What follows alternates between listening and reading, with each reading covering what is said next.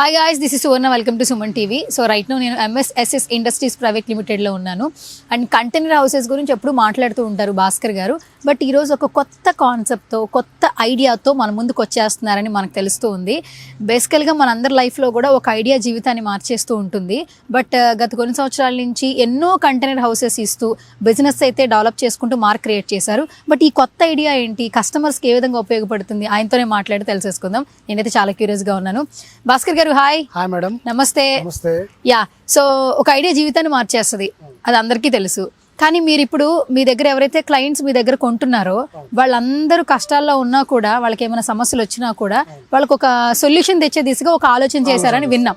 ఏంటి అసలు ఆ ఆలోచన ఏంటి? మేడం, మా దగ్గరికి చాలా రకాల బిజినెస్ చేసే వాళ్ళు మా దగ్గర కంటైనర్ ఆర్డర్స్ పెట్టుకోవడానికి, stainless steel kitchen equipments order పెట్టుకోవడానికి మా దగ్గరికి వస్తున్నారు. క్లయింట్స్ వస్తున్నారు. వచ్చిన తర్వాత కొందరు ఇనిషియల్ స్టేజ్లోనే ఆర్డర్ చేస్తారు. నాకు ఇప్పుడు ఆ కంటైనర్ ఒకటి ఉంది, 3 లక్షలు ప్లస్ GST సార్ అని చెప్పిన. 3,50,000 నాకు 1,50,000 రూపాయలు అడ్వాన్స్ ఇచ్చేసాడు. నేను తయారు చేసిన 50% ఇస్తే చేస్తా అంటే కదా, 50% ఇచ్చినప్పుడు చేసేసిన. దాని తర్వాత ఆయన ఇది తయారయ్యే లోపు ఆయన కంటైనర్ పెట్టుకునే స్పేస్ దొరకలేదు. ఫస్ట్ ఇస్తానే ఇయ్యలేడు. అది కాదు బాబు, నీకు రూమ్లో పెట్టుకో, రూమ్ ఇస్తున్నా అన్నాడు. అన్న నేను తర్వాత తీసుకెళ్తా, ఇది ఉన్నా నేను నీ దగ్గర 10 రోజులకు 1 నెల రోజులకు అన్నాడు. ఇప్పుడు 6 నెలలు అయింది. ఏమైందంటే ఫోన్ చేసి, అన్న నేను పెడదాం అనుకున్న బిజినెస్ పెట్టినా, నేను కంటైనర్ మోడల్ కాకుండా రూమ్ ఇస్తే రూమ్లో పెట్టినా, ఫెయిల్ అయినా, లాస్ అయినా. ఇది ఎవరికి ఉంటే చేసే అన్న, ఎవరుంటే తీసేసేసే, ఏమన్నా తక్కువ చేసేసి, తక్కువ ఇచ్చినా పర్లేదు, నువ్వు కూడా లాస్ అయినా, నీది కూడా 1,00,000 ఆగింది, నాది కూడా 1,00,000 ఆగింది, ఏదో ఒకటి చేసే అన్నాడు. అట్లనే దాదాపు ఇక్కడ ఉన్న 3-4 కంటైనర్లు ఆ విధంగానే ఏదో కారణం చేత ఆగిపోయినాయి. అంటే వాళ్ళ డబ్బులు అయితే వేస్ట్ అయిపోయినాయి, కస్టమర్ డబ్బులు వేస్ట్ అయినాయి. కొందరు తీసుకెళ్ళిపోతారు. తీసుకెళ్ళినాక 1 నెల రోజులు, 2 నెలలు, 3 నెలలు, 4 నెలలు నడుపుతారు. అన్న నడుస్తలే అన్న, నాకు కుదురుతలే అన్న, నేను ఇక బిజినెస్లకి వెళ్ళిపోతున్నా, నేను అవుట్ ఆఫ్ పోతున్నా, నేను వేరే బిజినెస్ పోతున్నా, ఎవరు ఉంటే పంపించరాదన్న అని ఫోన్ చేస్తారు. అంటే దాదాపు ఎంతో ఉత్సాహంతో ఒక బిజినెస్ చేద్దామని మొదలుపెట్టిన కస్టమరు, ఒక పర్సన్ ఒక 10 లక్షల రూపాయలు ఎక్కడి నుంచో లోన్ ద్వారానో, లేకపోతే ఇంట్లో వాళ్ళ ద్వారానో, ఆ చుట్టాల దగ్గరనో, లేదా అంతవరకు కూడబెట్టుకునే డబ్బులో పెడుతున్నాడు. పెట్టిన తర్వాత అన్ని బిజినెస్లు సక్సెస్ అవ్వాలని లేదు. నేను కూడా స్వయంగా దాదాపు 10-15 బిజినెస్లు చేసి నష్టపోయిన తర్వాత అన్ని నేర్చుకొని, ఈ బిజినెస్ అంటే నష్టాలు ఖచ్చితంగా ఉంటాయి, భరించాల్సిందే అనే ఉద్దేశంతో మన నష్టాలను లాభాలను కలిపి 2 ఒకే కాలంలో తీసుకెళ్ళిపోయి మనము ఈ బిజినెస్ అనేది చేస్తున్నాం. అదేవిధంగా మొదటిసారి పెట్టిన బిజినెస్ సక్సెస్ అవ్వాలని ఏం లేదు. 10 బిజినెస్లు రేపు ఫ్యూచర్లో పెట్టుకుంటేనే 11వ బిజినెస్కు ఆయన సక్సెస్ దాటి నమ్మకం ఉంటుంది. కొందరు అదృష్టం ప్రకారం మొదటి బిజినెస్లో సక్సెస్ అవ్వచ్చు, వాళ్ళంటి గురించి కాదు. బిజినెస్ పెట్టిన తర్వాత లాస్ అయితే, లేదా దాన్ని తీసేయాల్సి వస్తే 10 లక్షల రూపాయలలో నీకు 2 లక్షలు కూడా రిటర్న్ రావు. ఇంకా అంటే 10 లక్షలు ఒకసారి నష్టపోయిన వ్యక్తి మళ్ళీ రేపు ఏం బిజినెస్ చేస్తాడు, మళ్ళీ ఆయనకి ఎవరు డబ్బులు సపోర్ట్ చేస్తారు, నువ్వు వేస్ట్ ఇంకా అని చెప్పిస్తారు. అట్లాంటి వాళ్ళు చాలా అంటే మానసికంగా కానీ ఆర్థికంగా కానీ ఎన్నో రకాల ఇబ్బందులు పెట్టేసి మళ్ళీ ఏదో జాబ్కి వెళ్ళడం చేసుకోవడం జరుగుతుంది. అప్పుడు అంటే ప్రస్తుతానికి చేయాలనుకున్న బిజినెస్ మీద కొంచెం అవగాహన లేకుండొచ్చు, ఇంకేదైనా బిజినెస్ మీద ఇంక ఇది చేస్తే బాగుంటుందని అవగాహన ఉండొచ్చు. ప్రయత్నం అయితే చేయాల్సిందే కదా, 1, 2, 3, 4 అలా ప్రయత్నం చేసుకోవచ్చు. ప్రస్తుతానికి నా దగ్గర టీ స్టాల్ పెట్టుకుని ఒక కంటైనర్ తీసుకుని అనుకునే ఎవరైనా వాళ్ళ దగ్గర డబ్బులు మొత్తం మేము తీసేసుకుంటాం. ఈ రోజు దానికి ఖర్చు ఎంత అవుతుందో ఆ డబ్బులతో తీసేసుకుంటాం, ఆయన కంటైనర్ ఇస్తాం. 6 నెలల లోపు నాకు ఈ బిజినెస్ నడవట్లేదు, నేను ఇది తీసేయాలనుకుంటున్నా, నాకు ప్రాబ్లం అవుతుందంటే ఇప్పుడు అది ట్రాన్స్పోర్ట్ ఛార్జెస్ ఉంటాయి, ప్లస్ రిటర్న్ తీసుకొచ్చే ట్రాన్స్పోర్ట్ ఛార్జెస్ ఉంటాయి. టోటల్లో మనం డిప్రిషియేషన్ అయితే ఒక వస్తువుకు ఒక కొనుక్కున్నప్పుడు 6 నెలకింత 6 నెలకింత కొంత మైనస్ చేసేసి, అది వాడుకున్నందుకు కొంచెం రెంట్ రిటర్న్ తీసేసుకొని, ఆయనకు ఏదైనా పాడైతే దాన్ని మళ్ళీ ఇక్కడైనా పెట్టేసి దాన్ని క్లీన్ చేసేసి మనం మంచిగా చేసేసి మళ్ళీ వేరే వాళ్ళకి అది రెంట్కి ఇచ్చే విధంగా పనిచేసేటట్టు తయారు చేసి ఆయన డబ్బులు ఆయనకు మేము రిటర్న్ ఇవ్వదలుచుకున్నాము. లేదా అంటే మీ దగ్గర పెట్టుబడి పెట్టిన తర్వాత ఒకవేళ వాళ్ళు బిజినెస్ చేసుకోలేకపోతే, లాస్ అయిపోతే, మళ్ళీ మీ దగ్గర మిమ్మల్ని అప్రోచ్ అయ్యి, అన్న మా వల్ల అవ్వట్లేదు, 10 లక్షలు పెట్టాము, మేమేం చేయలేకపోతున్నాము, దీన్ని మేము యూజ్ చేసుకోలేకపోతున్నాము, అలాగని బిజినెస్ చేయలేకపోతున్నాము అని బాధపడే వాళ్ళు మీ దగ్గర అప్రోచ్ అయినా కూడా డిప్రిసియేషన్ తీసేసుకుని, మైనస్ ఛార్జెస్ తీసేసుకుని ఎంత ఉంటే అంత మీరు వాళ్ళకి ఇవ్వడం జరుగుతుంది. దాంతో పాటు ఎంత ఉంటుంది అది ఇవ్వడమా, లేదంటే నాకు ఇంకో బిజినెస్ పెట్టాలనుకుంటున్నా, దీంట్లోనే కంటైనర్ కానీ స్టెయిన్లెస్ స్టీల్ లో కానీ ఈ రోజు నేను టీ స్టాల్ పెట్టుకున్నా, రేపు బట్టల షాప్ పెట్టుకోవాలనుకుంటున్నా, లేదంటే రేపు పెద్ద రెస్టారెంట్ పెట్టాలనుకుంటున్నా. ఇప్పుడు చిన్నది సక్సెస్ ఉంది, బాగానే ఉంది, కానీ తీసేసి పెద్దది పెట్టాలనుకున్నప్పుడు దాన్ని కన్వర్జేషన్ చేసి కూడా ఇంకొక మెటల్ రేషన్ రెడీ ఉంటుంది, ఆయన దగ్గర తయారు చేసేసి అలా అయినా పంపించేస్తాం.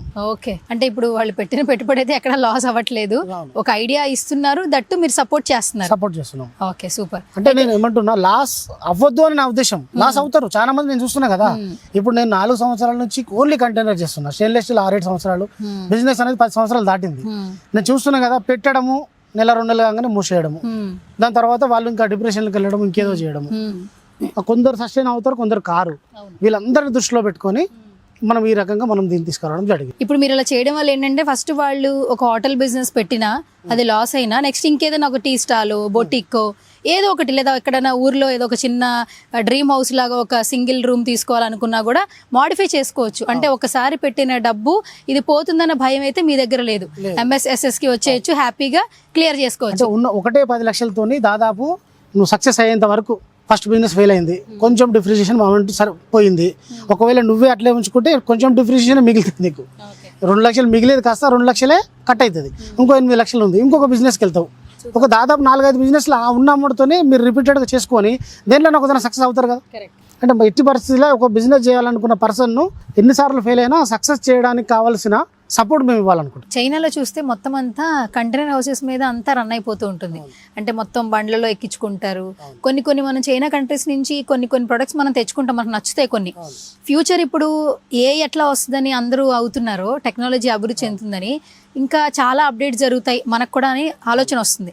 ఇప్పుడు చిన్న ఎగ్జాంపుల్, మీరు కంటైనర్ హౌసెస్లో ఏది కావాలని మీరు డిజైన్ చేసేస్తున్నారు.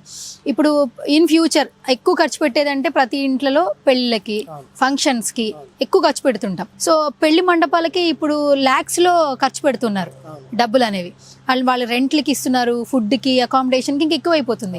సో ఈ పెళ్లి ఫంక్షన్కి సంబంధించి ఊర్లలో కొంతమంది ఏంటంటే స్థలం ఉంటుంది, కానీ అక్కడ వాళ్ళు డెకరేషన్ చేసుకుని పెళ్లి చేసుకుంటూ ఉంటారు. కానీ వాళ్ళకు కూడా ఒక మంచి ఫంక్షన్ హాల్ లాంటిది, ఒక కంటైనర్ హౌస్ లాగా ఇస్తూ, ఒక గోపురం లాగా, లేదా ఒక తిరుపతి టెంపుల్ సన్నిధిలో పెళ్లి చేస్తే ఎలా ఉంటుందన్న ఆ ఫీల్ రావడం కోసం అలాంటి ఆర్డర్స్ ఏమైనా వస్తే ఫ్యూచర్లో మీరు చేసే ఉద్దేశం ఉందా? చేస్తాము. ఇప్పుడు మీకు అనౌన్స్ చేసింది, ఫస్ట్ అనౌన్స్ చేశాము rental purpose container with kitchen setup తో పాటు అనౌన్స్ చేశాము. ఇలా కాకుండా మీకు ఎలాంటి షాప్స్ కావాలన్నా కూడా కంటైనర్లో సెటప్ చేసి అది రేపు ఫ్యూచర్లో అది దాన్ని నడవకుండా లేదా రెంటల్ బేసిస్ ఖచ్చితంగా అక్కడ యూనిట్స్ ఉంటాయి మండల కేంద్రంలో. Direct car wash centre, quick car wash, quick car wash అని ఉంటుంది. అక్కడ మనకు కార్లు వాషింగ్ చేసుకోవడానికి, ఛార్జింగ్ పాయింట్స్, హైవేస్ లో డ్రైవర్స్ రెస్ట్ తీసుకోవడానికి హైవే పార్ట్స్, మీరు అంటున్న కళ్యాణ మండపాలు వీల్ పైన ఒక జిల్లాలో ఒక 3-4 వెహికల్స్ రెడీ ఉంటాయి.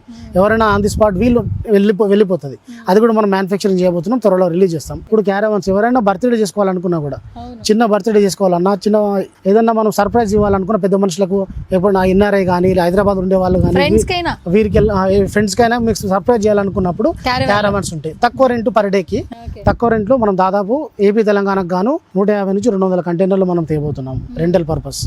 తర్వాత ఈ కామర్స్ సంబంధించిన షెడ్స్ మనం ప్రతి మండల కేంద్రంలో ఒకటి ఏర్పాటు చేయబోతున్నాం వాటికి రెంట్కి ఇవ్వడానికి. తర్వాత మీకు షాప్స్, హోటల్ సెటప్లు, రెంట్లు, ఈ క్యారవాన్స్ రెంటల్ పర్పస్. తర్వాత ఇప్పుడు పాడ్కాస్ట్ వీడియోస్ లేదా స్టూడియో ఆన్ వీల్స్, అది కూడా మనం కంటైనర్స్ చేయబోతున్నాము. అంటే ఎవరైనా మీడియా రంగం వాళ్ళు ఇప్పుడు ఎలక్షన్ రూమ్ లో డైరెక్ట్ ఫీల్డ్ మీదకి వెళ్ళి అక్కడ స్టూడియోలు ఉండవు కాబట్టి